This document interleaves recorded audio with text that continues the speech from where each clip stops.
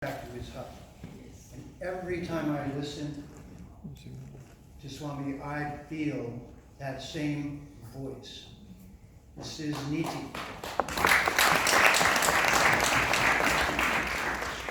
His asset and ours is he can't be bought.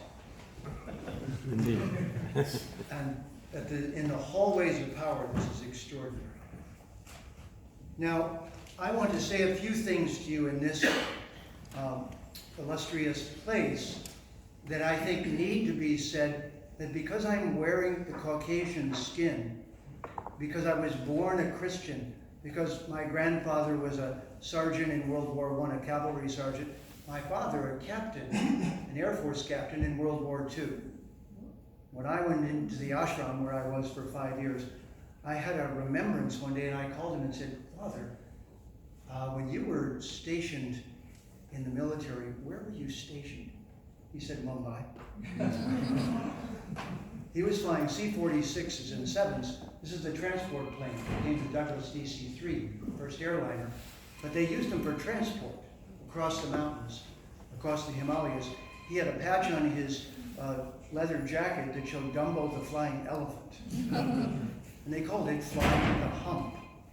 And they charted their course across the Himalayas by using the downed aircraft to chart their way across. And I said to him, "Father, when you were living in Mumbai, did you go to any temples?" He said, "Yeah." I said, "Did they give you anything to eat?" He said, "Yeah, prasad or something like that." Prasad? And I said, "Did you swim in any rivers?" He said, "Yeah, the Ganga or something like that." Now tell me, what would a priest in a Vedic temple say to a 19-year-old good-looking American Air Force pilot who comes into the temple? "May you have a son devoted to Vishnu."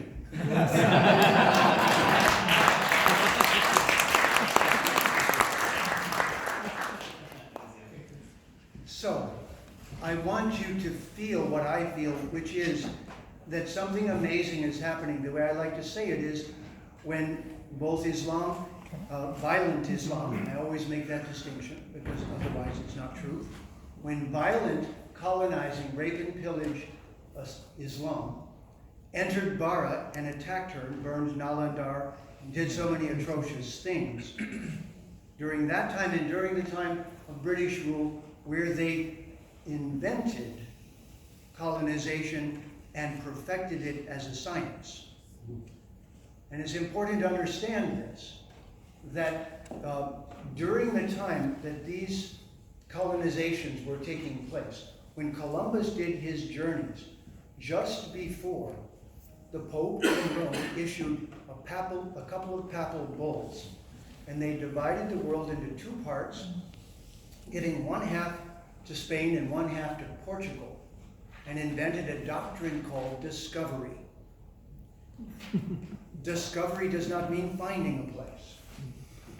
Discovery is a legal term. It means if you're Christian and you find it, and there's no other Christians there, you may rape, pillage, enslave, take what you want, grab everything, force everyone, make them into Christians, please do. It's necessary to make them into Catholics because this is called manifest destiny. You are superior, you're the ultimate, and anything you do is sacred. Now, I was born in America. So I want you to understand that I was the next generation. I was asked to go to Vietnam and kill innocent women and children. And I said no thank you and entered a Hindu temple for 5 years as a brahmachari. That wasn't my way of getting out. I didn't use that to get out of the army. I said no thank you. But I was a psychology major. I won't tell you how, but let's just say I convinced them that these are not the droids you want. But this was a pivotal moment for me because it gave me two things. A perspective on the colonizing cultures that damaged badly your culture and destroyed the indigenous cultures around the world. The people who did that were given this right by a religious leader. a shameful moment in the history of Christianity. Jesus wouldn't have done it. No serious Christian would have done it. No kind, loving, religious person would have done it. As the many loving and gentle Muslims or Christians or Jews, we, as pursuers of the Sanatana Dharma, know something secret. And I believe that this is something that is the first thing you should tell to everyone. It's namaste. Namaste, ladies and gentlemen, means not me but you. Na-ma-te. Instead of trying to say complicated things to them about what you stand for, which they're not going to understand, do namaste with your eyes or with your hands and say, when asked, what this means is we're all immortal beings. We are all undying. We cannot die. This is our viewpoint, not belief, viewpoint. We see it this way. I see you that way.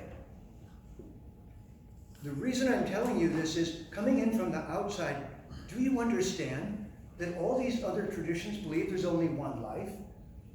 And that at the end of that life you'll be judged and sent to hell or some wonderful place?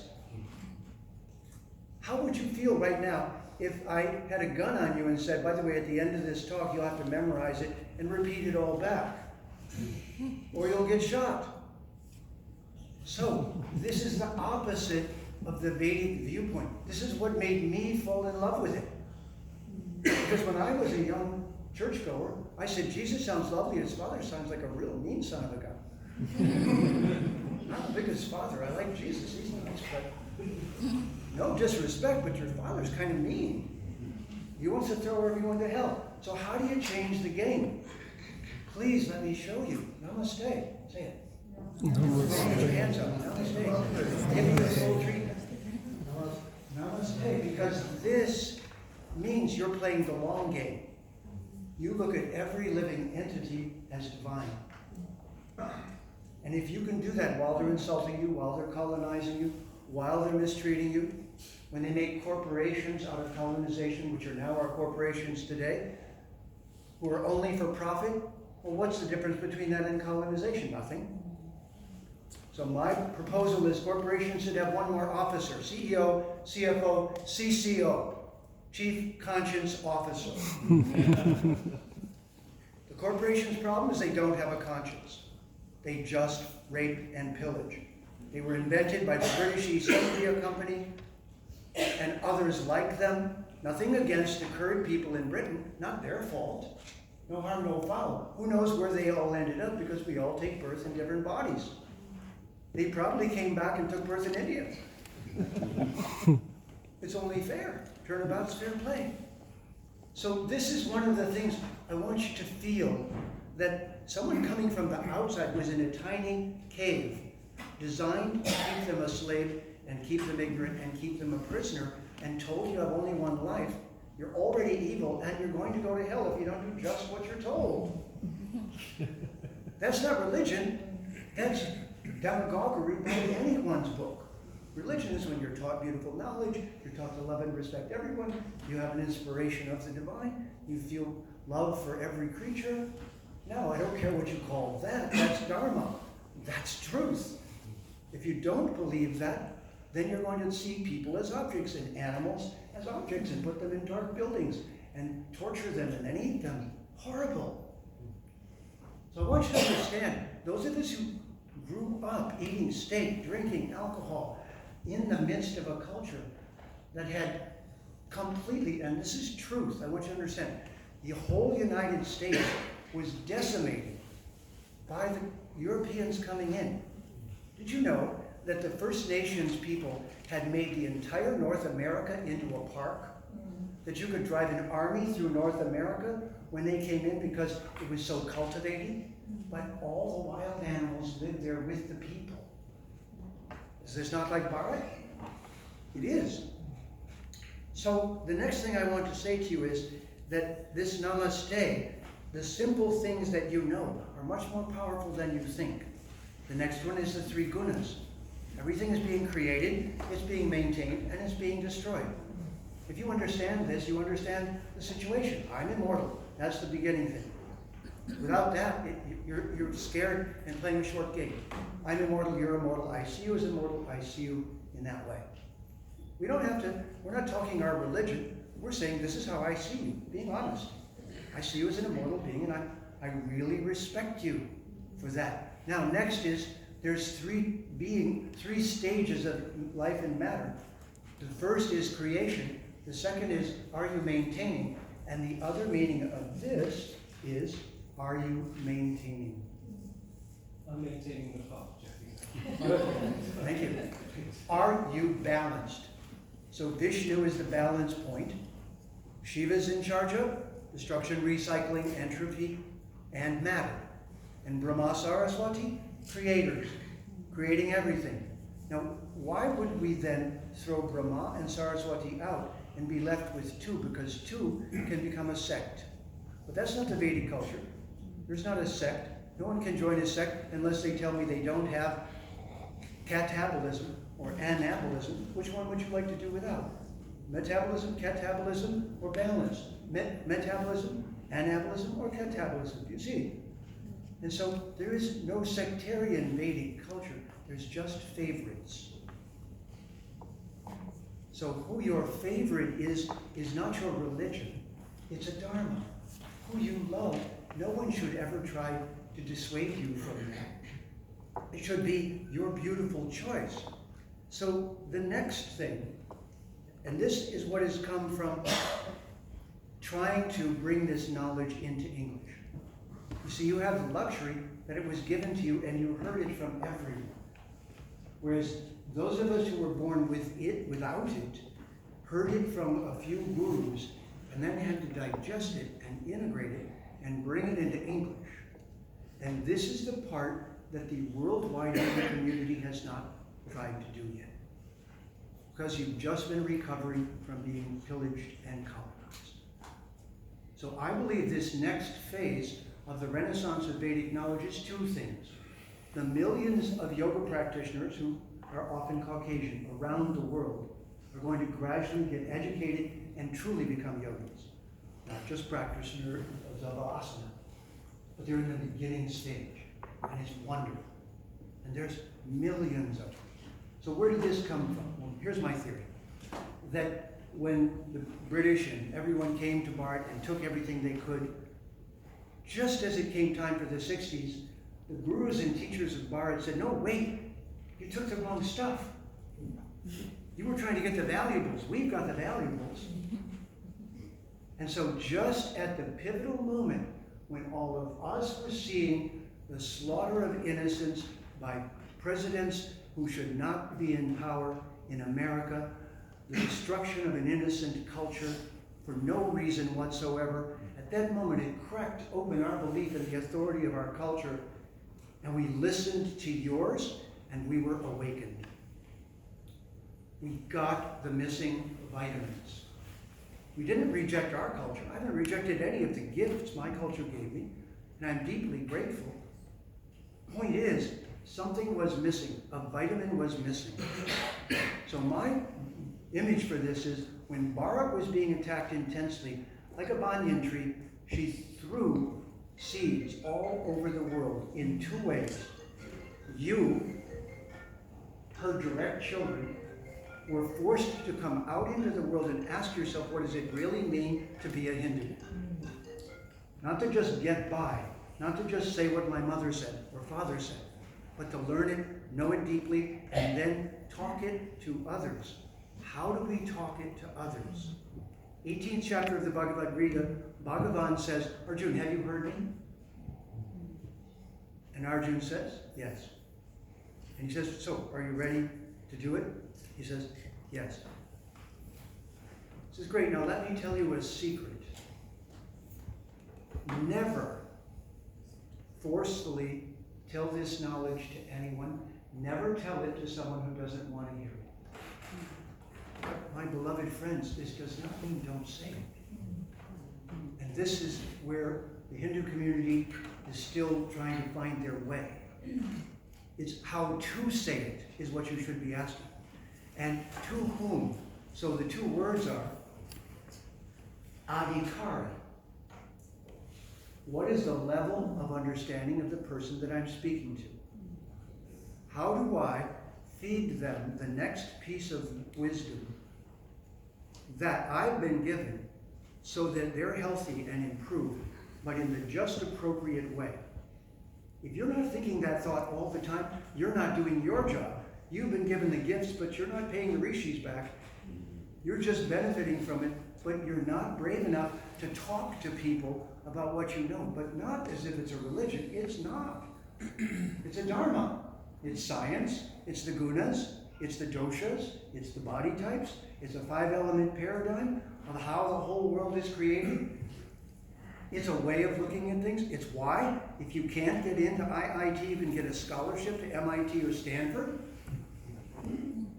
Because Bharat produced a culture of scientists, a culture of pundits, a culture of thinkers.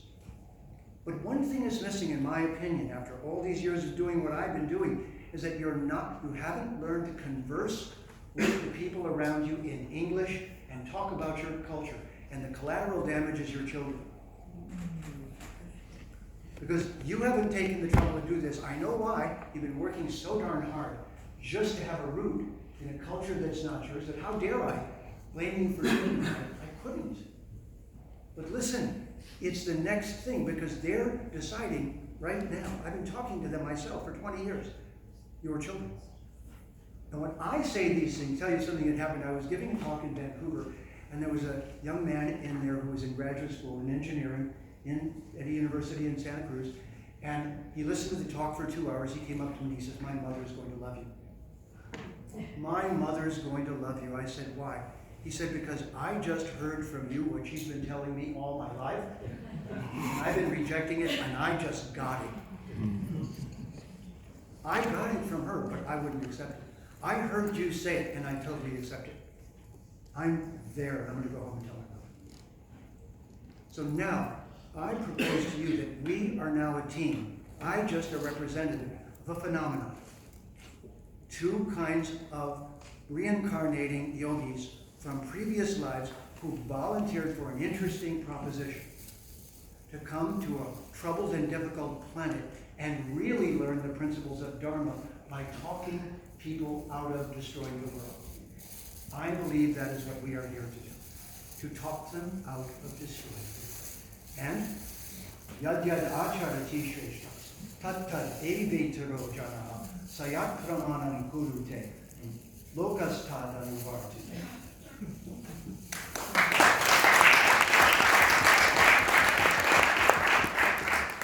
So, I have nothing to contribute in one sense, except the other half of why we're all here.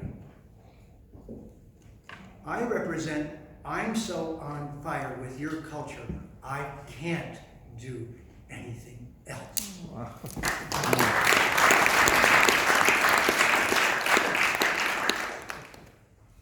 It isn't my culture, I'm possessed by it. It's your culture. So, if I can light you on fire, and you promise in return, you can teach me what I still don't know, please. All those great secrets you learned from your grandmother, please teach me. Please pass them to me, and I will represent. I'm going to end with the 4 core verses of the Bhagavad Gita. Chapter 10, verses 8, 9, 10, and 11 is known as the Nutshell Gita.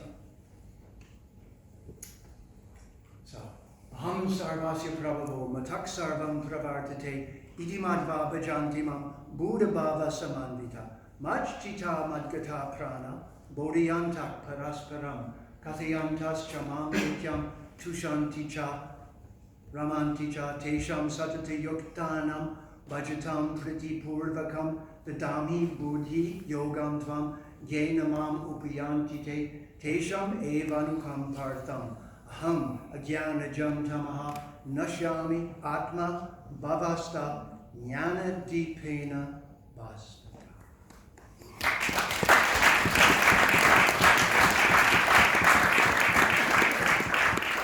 One more thing. Please, do not coerce. Do not convert. This is what Bhagavan says. But then he says the next secret, and both times he says Guyon. He says, here's the last secret. Anyone who does succeed in telling others about this video appropriately, no one is more dear to me than that person. No one. You see? So no coercion, no conversion. Only conversation. My proposal to you is challenge yourself to, in every conversation you have, lead the conversation towards something that is always true. Something that is Sanatana Dharma. And with that thought, I say this to you, that one of my great acharyas in my lineage said a poem, 4 lines of it: forget the past which sleeps, and ne'er the future dream at all, but live in times that are with you, and progress you shall call. We are all here to embody the Sanatana Dharma and share it with others to the extent that they're willing to listen, and through that, heal a dangerous planet as the proof that the Mahabharata war is not going to happen twice, but this is the medicine to prevent it. Utista, Utista. Would you please stand up?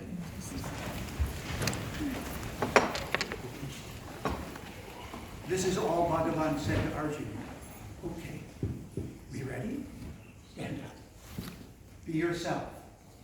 Be an immortal being. Be brave. Be bold. But be gentle, respectful of everyone. And show them by your personal example that what you're doing is the only reasonable solution. There is no solution to Brexit other than you. There is no solution to the problems of our planet right now, except everyone has a conscience and cares about everyone. If we don't learn it, we're going to learn very terrible lessons. So thank you for listening and allowing me to speak. Namaste.